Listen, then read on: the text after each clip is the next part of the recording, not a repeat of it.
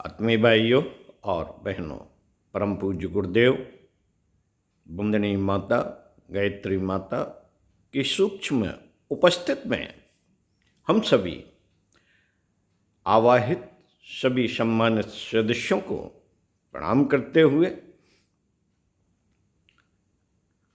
गायत्री मंत्र शाश्वत साथ साथ बोलते हैं। ओम भूर्भुवः स्वः तत्सवितुर्वरेण्यं भर्गो देवस्य धीमहि धियो यो नः प्रचोदयात्। साथियों, आज विषय के अंतर्गत चर्चा करते हैं स्वाध्याय सत्संग में क्या ईश्वर के विधि विधान को बदला जा सकता है। साथियों, जितना हमने पढ़ा है, जाना है, परम पूज्य गुरुदेव को सुना है, उसके आधार पर हाँ, विधि के विधान को बदला जा सकता है। पर कैसे? उसके बारे में कई बार बातें हो चुकी हैं कि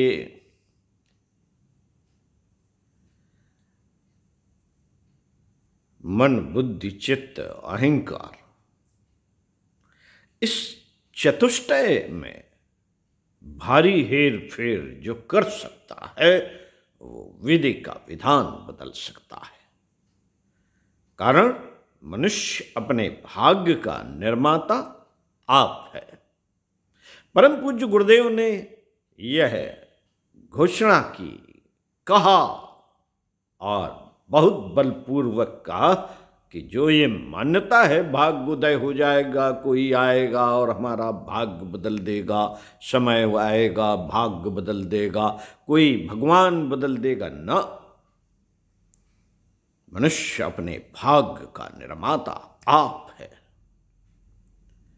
ये साधारण बात नहीं, साधारण बात नहीं है। आप अपने अंदर की चतुष्टय को बदल डालिए, भाग्य बदल जाएगा। योग और तप का सही मर्म जान लीजिए, भाग्य बदल जाएगा।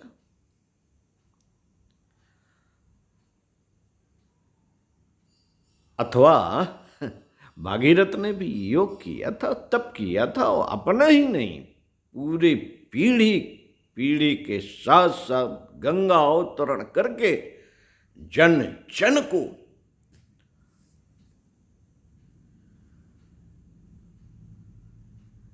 बदलने की प्रक्रिया समझाती थी कि कैसे बदल सकता है विधि का विधान। परम पूज्य गुरुदेव ने अनवरत युवा अवस्था से ही परम पूज्य गुरुदेव के गुरुदेव दादा गुरु के बताए रास्ते पर चलकर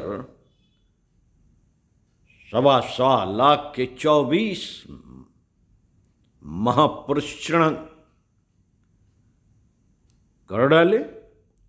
24 वर्षों में तप किया, 2 वक्त की रोटी, जौ की रोटी संस्कारित करके उसको खाया, न शक्कर खाई न नमक खाया,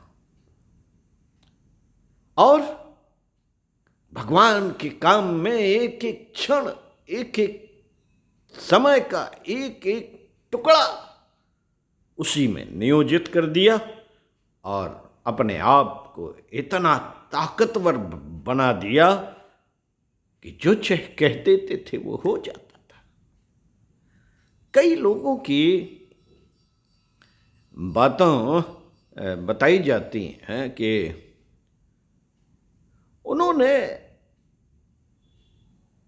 कई लोगों का जीवन बदल दिया, कई लोगों को मृत्यु शैया से उठा दिया और कई लोगों की जो मृत्यु नहीं आ रही थी, घसीट रहे थे और जी रहे थे, भगवान से प्रार्थना कर रहे थे, भगवान हमें उठा लो, उन पर हाथ रख दिया और कह दिया जाओ। उनसे एक बार उनके साथ रहने वाले, नज़दीक रहने वालों ने देखा कि एक माँ, जिसका बेटा बहुत काम कर रहा था गायत्री मिशन में, और उसकी माँ अचानक मर गई। रोने लगा वो। गुरुदेव वापस जा रहे थे यज्ञ पूर्ण कराकर अपने घर, और शांति कुंज जा रहे थे, तो उन्होंने देखा ये क्या हो गया। सभी ने बताया साहब ये बड़ा कार्य करता है मिशन का, और इसकी माँ अचानक यहाँ स्टेशन पे मर गई। गुरुदेव ने कहा अरे झूठ बोलते हो, और गए। गुरुदेव ने हाथ फेरा, अरे कहाँ, पानी के छींटे इटे लोगों से डलवा दिए, और ने कहा उठो माँ, और माँ उठ गई। बाद में उनके नज़दीकी कार्यकर्ता ने पूछा कि गुरुजी आपने तो इसको जीवन दे दिया। अरे कहा, बोले आप तो भगवान है। अरे कहा, मैंने तो ज़्यादा पूछने पर बोले मैंने प्रकृति से अपना तारतम्य बिठाल रखा है, तो प्रकृति से हमने थोड़ा सा विनिमय कर लिया, इसकी आयु के लिए वहाँ से ले ली, इसे दे दी। कोई बड़ी बात थोड़ी। विधान बदलने में अगर समर्थ है। उन्होंने एक कहानी सुनाई थी, भगवान का वह भक्त विधि के विधान को बदलने में समर्थ है जो भगवान के लिए उनकी बनाई सृष्टि को समुन्नत बनाने के लिए अपना सर्वस्व जीवन अर्पित कर सके। क्यों? किस तरह का भक्त? अरे वो पूजा पाठ वाला नहीं। उन्होंने एक कहानी सुनाई थी, बड़ी है थोड़ी सी, शॉर्ट में कर देते हैं कि एक महात्मा था और वो सूखे पत्ते चबाता था। लोग उसे पागल कहते थे, और उसने एक किसान जिसका जन्म तिथि और ये कहते हैं, ज्योतिषियों ने ये घोषित कर रखा था कि नहीं भाई ये इसके 7 जन्मों तक संतान नहीं होगी। तो निराश रहता था। तो वो ऋषि, एक जो तपस्वी था, वो आया, तो उसने कहा कि क्या बात है, क्यों दुखी हो, संतान नहीं? अरे बोले ये तो साहब हमें नारद जी ने भी बताया था कि 7 जन्मों तक तुम्हारे कोई संतान नहीं। वो विष्णु लोग गए थे और उन्होंने बताया था। ठीक है, बताया होगा। मैं कहता हूं जाओ, तुम्हें 1 साल के भीतर संतान होगी, पुत्र होगा। और हो गया। अब बड़ी परेशानी हुई। नारद जी ने देखा, समझा, और विष्णु भगवान से पूछा कि भाई ऐसा कैसे हो सकता है। बोले उसको वो कैसा जीवन जीता है, कैसा भक्त है, जरा जाके पता लगा के आओ। नारद जी गए, उन्होंने देखा कि उसके बगिया है और बगिया में खूब सुंदर फल है, लेकिन फल वो पक्षियों को, राहगीर जो भूखे होते हैं उनको खिलाता है, पक्षियों को, जानवरों को, जंतुओं को खिलाता है, लेकिन खुद नहीं खाता। खुद वहाँ पर जो उनके पत्ते सूख जाते हैं उन पत्तों को इकट्ठा करता है, उन्हीं को चबा लेता है, खा लेता है, पानी पी लेता है। दूसरा वो एक साधना करता है जिसमें भगवान की सही बातों को घर घर जाके बताता है, लोगों को बताता है कि पूजा पाठ की पद्धति ये नहीं है। तुम्हारे अंदर खुद ईश्वर का वास है, तत्त्वमस्योहम्। आप अपनी शक्तियों को पहचानो, जीवन देवता की साधना करो, और इस बात के लिए लोगों से लड़ जाता है भिड़ जाता है, सही बात बताता है। और सृष्टि को सुंदर समुन्नत बनाने के लिए नारी जागरण आंदोलन, स्वास्थ्य आंदोलन, स्वास्थ्य संवर्धन आंदोलन, स्वाध्याय, सत्संग की व्यवस्था करता है, लोगों को ध्यान सिखाता है, चिंतन सिखाता है, मनन सिखाता है, यज्ञ सिखाता है, यज्ञ की बातें सिखाता है कि सही क्या है, गलत क्या है।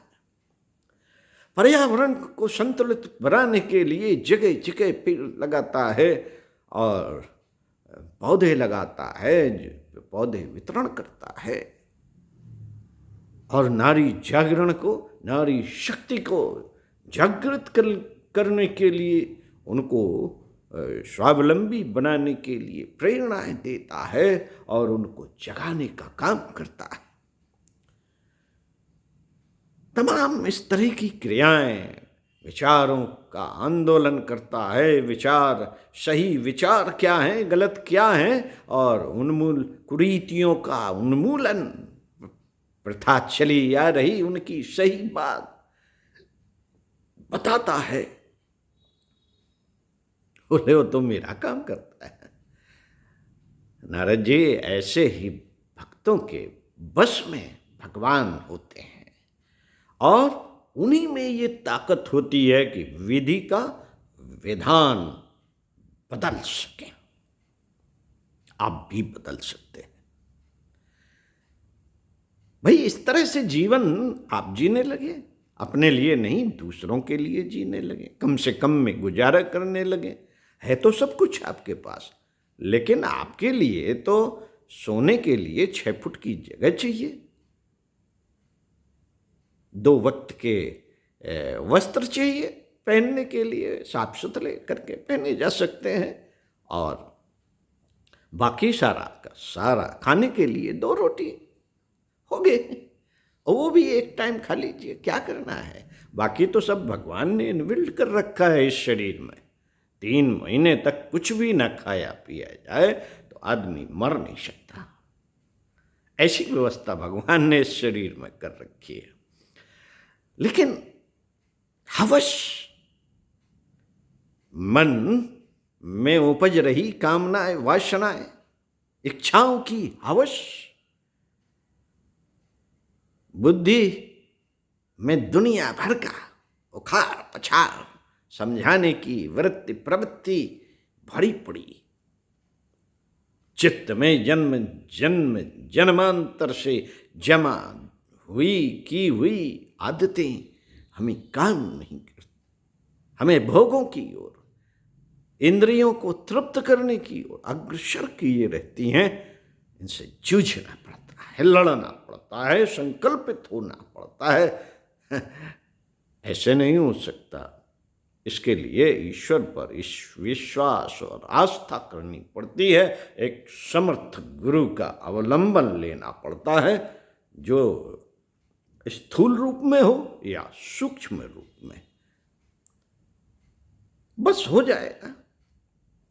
तभी आप अपने भाग्य का निर्माण कर सकते हैं। और तभी जब हम अपने मुख को अग्नि क्षेत्र है ये मुख, अगर इसको गुरुदेव कहते हैं कि बेटा कुछ नहीं, इसको बोलते समय अच्छा बोले और खाते समय परिष्कृत अन्न खाएं, बस ये 2 साधनाएं कर लीजिए। फिर इस मुंह से जो कुछ कह दिया जाएगा वो निश्चित ही वरदान के रूप में लोगों को लगेगा। वरदान और श्राप 2 ही तो थे जो हमारे ऋषि मुनि अपनी साधना के द्वारा अपने शरीर के सारी इंद्रियों को परिष्कृत करके बस इस मुख से जो कह देते थे, वरदान दे दिया तो वो फलित हो जाता था, और श्राप दे दिया तो वो भी फलित हो जाता था। आप भी कर सकते हैं। तो साथियों, विधि का विधान बदला जा सकता है, लेकिन योग और तप के माध्यम से, अथवा ऐसा गुरु जो हमारे परम पूज्य गुरुदेव पंडित श्री राम शर्मा जी के समान तेजस्वी, ओजस्वी, तपोनिष्ठ, युग ऋषि, वेद मूर्ति हो, वो जो कह देते हैं वो सच हो जाता है। वैदिक के विधान को पलटने की सामर्थ्य अगर किसी में है तो ऐसे ही तपस्वी के पास होती है। परम पूज्य गुरुदेव ने तो यहाँ तक कह दिया कि बेटा मैं सूक्ष्म शरीर में भी अपने शांति कुंज में रहूँगा, अपने समाधि स्थल पर और अखंड दीप में, और मेरे यहाँ आने वाला कोई भी व्यक्ति जो मांगेगा, मैं ब्राह्मण हूँ और संत हूँ, मैं उसे दूंगा। और उन्होंने दिया है साथियों, मैंने तो विधान बदलते हुए देखा। इन्हीं शब्दों के साथ आज की बात समाप्त करते हैं। मनुष्य अपने भाग्य का निर्माता आप जो है, इस पर स्वाध्याय, सत्संग, चिंतन, मनन करते हैं। क्या विधि का विधान बदला जा सकता है? इस पर और भी बहुत सारे विचार आपके पास होंगे। आप ज्ञानी हैं, आप ओजस्वी हैं, आप तेजस्वी हैं, आप स्वाध्याय सत्संग करते हैं, तो आप अपने विचार भी व्यक्त करिएगा। शांति शांति।